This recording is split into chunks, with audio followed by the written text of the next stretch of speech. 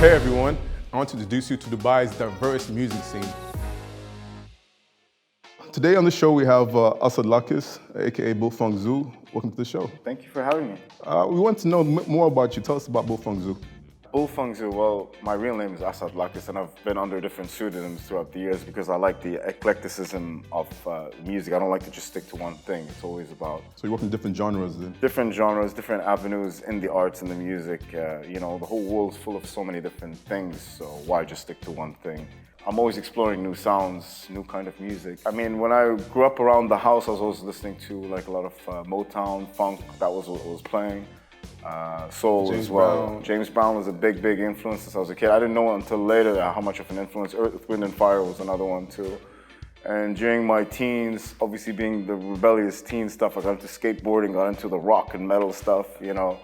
So that was fine. And then when I was 16, I left Dubai. I was born and raised in Dubai. So I left Dubai to move to the US to actually pursue uni. And that time before that, I knew I wanted to do music anyway, and I was trying to do that music. Did you study music in the States? In the States, I didn't officially study music, but I studied music with a lot of musicians. Yes, I did that. So from experience?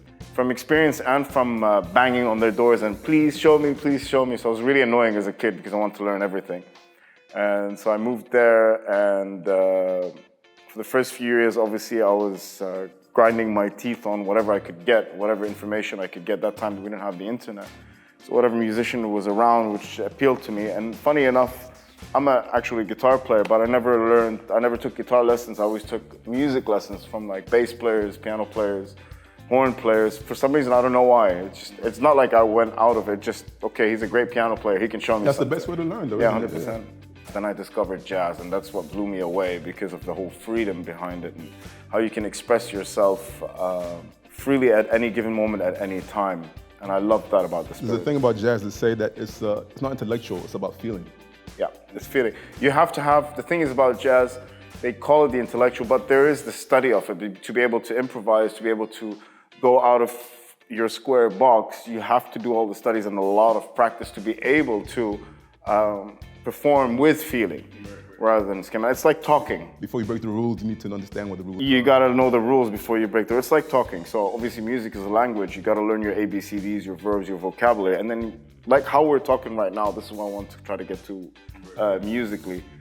And jazz shows you a lot, and there's a lot of freedom in it. So during that time I was in Boston, I moved to Minneapolis, and I was practicing nonstop, going to college and working at the same time. So it was a full-time thing.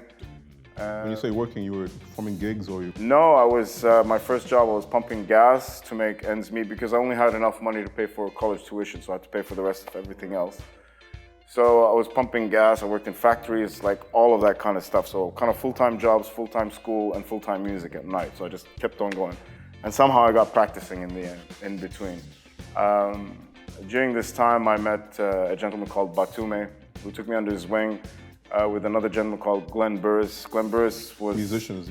These are musicians, they're top musicians, as old as my dad, proper jazz musicians. Batumi saw something in me, whatever it was, and he just took me under wing, and these guys were top of their game, so they're playing jazz festivals, and he'd throw me under the seat, as you call it, or in the water, in the deep end, and he's like, that's how you learn. So being so young, being so young, yeah, I was like 18 by that time, 18, 19, and then Glenn Burris, who was playing with him a lot, he did an album with Miles Davis, who at that time, obviously I was a big fan of Miles Davis and showed me a lot of things. I mean, they both really showed me a lot of things. I created a joint band called Arcology with the spoken word artists and soul singers as well. It's kind of a big band. Bunch of different bands I joined at that time and just really learning and performing and learning and practicality. Then I cut a record with Eric Bailey, who's a good friend of mine, who's a spoken word artist, and we put a project together. In 19... I love the mix of spoken word and music. Yeah, 100%. I love it. I've always loved poetry. So he comes from the beat poet from the Bob Kaufman, sorry, not Andy Kaufman, Bob Kaufman, who's one of the first beat poets.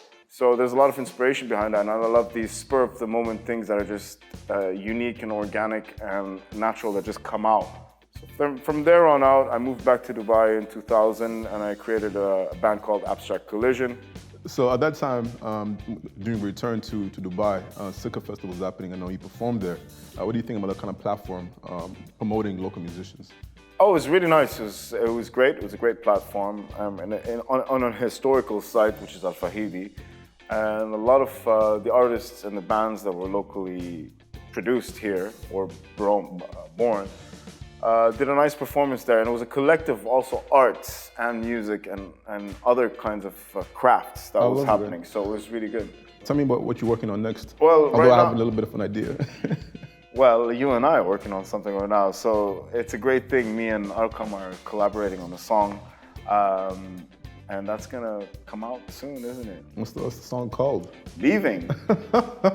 So we can send it out with good vibes when everybody leaves. You know, it's a great song, and I really love it. Thank you so much for being with us here today and for sharing some of that knowledge. My name is Arqam. With us is Assaad Lakkis, both Funk Zoo.